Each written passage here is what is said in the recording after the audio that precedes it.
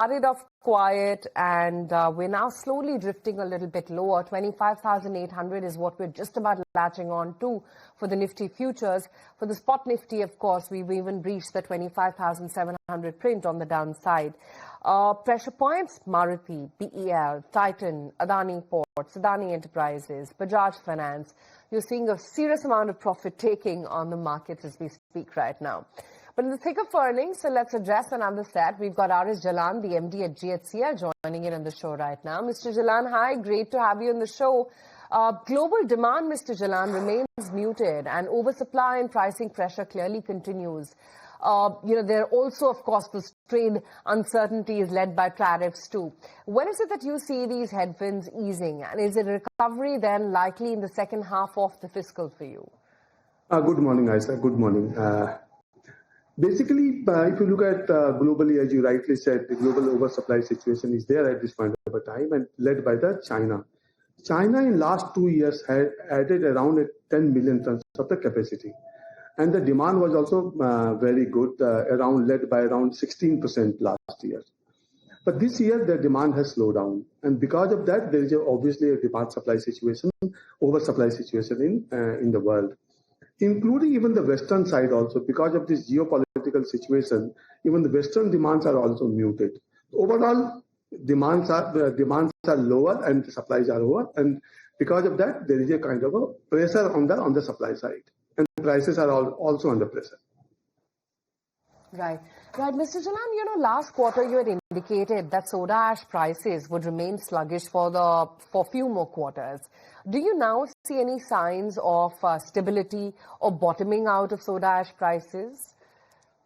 Yes, Aisha, I would say that the prices are almost looks like to be stable now. And we have also kind of requested for the government to look at the anti-dumping duty, which is under consideration.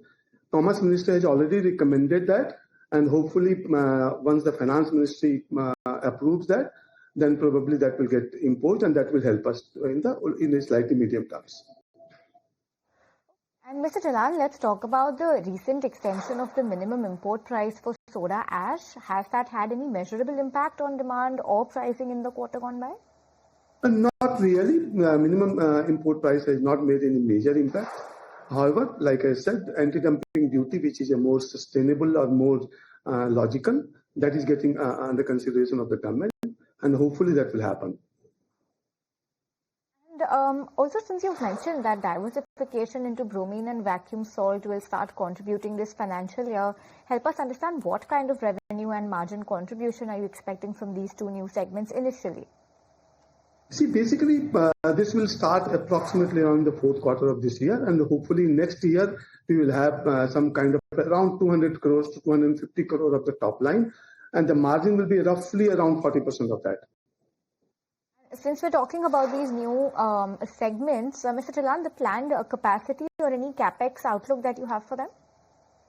That we have already almost around 80% has already been spent on that.